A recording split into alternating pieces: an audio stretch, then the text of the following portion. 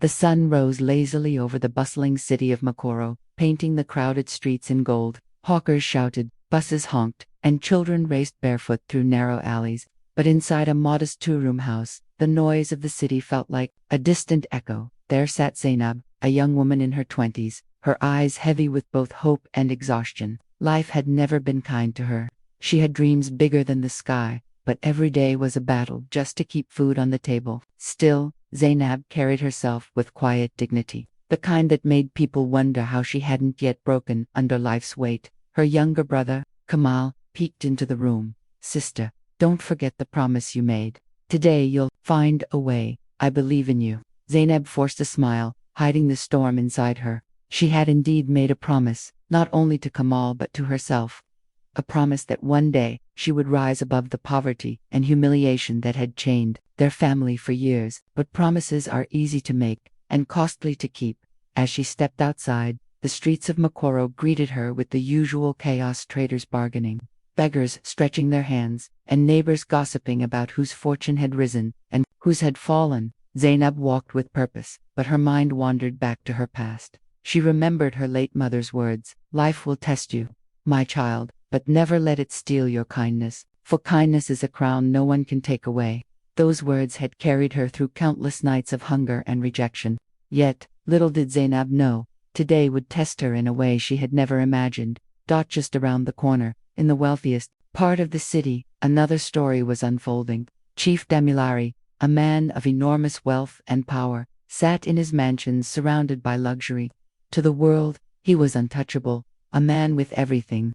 But deep inside, his heart was restless, consumed by pride and an unshakable fear of betrayal. Fate was quietly weaving their two worlds together, and when Zainab and Chief Damilar's paths finally crossed, nothing in Makoro would remain the same.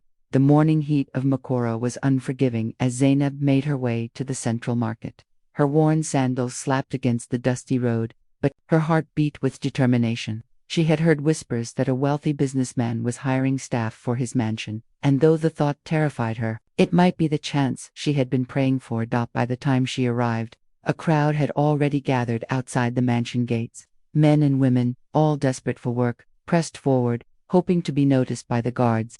Zainab stood quietly among them, clutching the hem of her faded dress, her mind racing.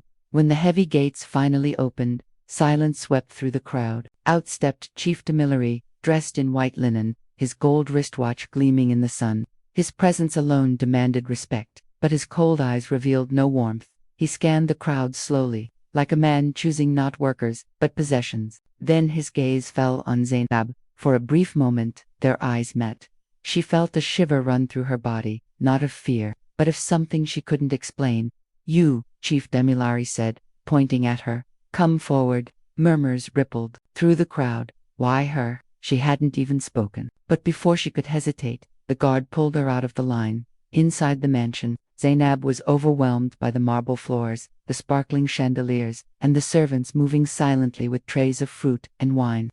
It was another world, one she had only glimpsed from the outside. Chief Damilari sat in a grand chair and studied her. "What is your name?" "Zainab, sir," she whispered. He nodded slowly. "You look different from the others. Tell me, why should I trust you in my house?" Her voice trembled, but she remembered her mother's words, "Never let life steal your kindness." She lifted her head and said softly, "Because I will serve with honesty. I don't have riches, but I still have my word." For the first time, a shadow of a smile crossed Damilar's face. "We shall see." And just like that, Zainab's life changed. She was offered work as a maid in the mansion, but what seemed like a blessing carried an unseen cost behind the golden walls. Whispers filled the air. Servants spoke of the chief's arrogance, of betrayals and punishments too harsh to mention. Some warned her to leave before it was too late, but Zainab had no choice. For Kamal, for survival, for the promise she made, she told herself she would endure it. Whatever storms awaited her inside that mansion, she would endure. Little did she know, those walls would not only test her strength, but also reveal a truth that would shake her very soul. Days turned into weeks, and weeks into months. Zainab worked quietly in the mansion of Chief Damilari. She swept the marble floors, polished the gold-rimmed furniture, and served at grand banquets where the chief entertained businessmen and politicians. Though she was treated as invisible, she observed everything: the pride in Damilar's walk, the fear in his servants' eyes, and the loneliness that lingered even in his laughter. But in that house of wealth, Zainab began to notice something strange. Each time she showed kindness, each time she carried herself with quiet strength, Chief Damilar's gaze lingered a little longer. He asked her questions he never asked others. Do you believe in loyalty? Do you think kindness can survive betrayal? Zainab answered with honesty, though she didn't always understand why he cared, and slowly, she felt the weight of his attention shift toward her. This did not go unnoticed. Among the servants was Tara, a woman with sharp eyes and a sharper tongue, who had long sought the chief's favor. To her, Zainab was a threat, a poor girl who had somehow captured what she had spent years chasing. One evening, as the chief sat brooding in his study, Tara approached him with a trembling voice. My lord, I fear you are being deceived. That girl Zainab, she is not what she seems. I've seen her whispering with strangers by the gates. She cannot be trusted. The seed of doubt was planted, and for a man like Chief Damilari, a man who trusted no one, it was enough. The very next morning, Zainab was summoned before him. She stood nervously in the grand hall, with Tara smirking in the shadows. Zainab Damilar's voice thundered. Have you betrayed me? Her eyes widened in shock. No, sir, I would never lie. He cut her off. His pride, his fear, his suspicion, all boiled over in that moment. Get out of my house. You are nothing but a snake I foolishly welcomed into my home. The guards dragged her away, her protests falling on deaf ears. Outside the mansion gates, she collapsed on the dusty road, tears streaming down her face. She had given her best. She had clung to her mother's words. And yet, here she was, humiliated, betrayed, and cast aside like worthless trash. But fate was not done with Zainab. Sometimes, the deepest heartbreak becomes the doorway to the greatest redemption. For in her lowest moment, the very hand she once served would one day stretch out to her in desperation, and she would hold his destiny in her hands. Months slipped away after Zainab was cast out of Chief Damilar's mansion.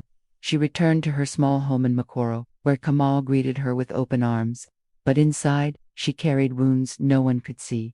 Each night, she replayed the moment. In her mind, the accusations, the humiliation, the way she was dragged out like a criminal. It broke her spirit, yet she refused to let bitterness take root. Instead, she whispered the same prayer her mother once prayed. Lord, let my heart remain soft, even when the world is cruel. Meanwhile, behind the golden gates, Chief Dame's world began to crumble. His health faltered. His once strong body grew weak, and whispers spread that his kidneys were failing. He tried every doctor, every treatment money could buy, but nothing worked. His pride, once his armor, became his prison, and as word of his sickness spread, so did the betrayal. Trusted allies abandoned him. Relatives circled like vultures. And even Tara disappeared when she realized the chief's wealth could not save him. For the first time in his life, Chief Damilari was alone. Then, one fateful morning, as he was being wheeled into a hospital ward, his weary eyes caught a familiar figure. Zainab. She was there not as a visitor, but as a volunteer caregiver, tending to the sick with gentleness and patience. The very girl he had cast aside was now standing in the place he least expected. At first, shame burned in his chest. How could he face her? But before he could speak, Zainab approached with quiet strength.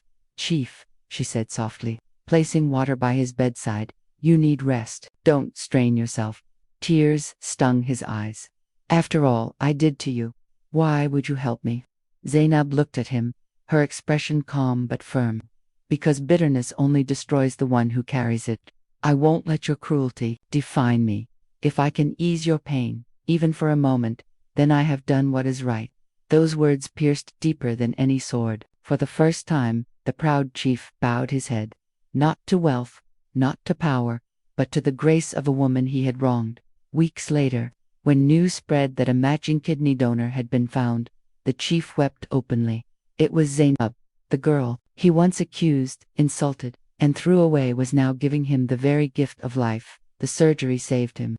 And when he opened his eyes after recovery, he knew his life could never return to what it was.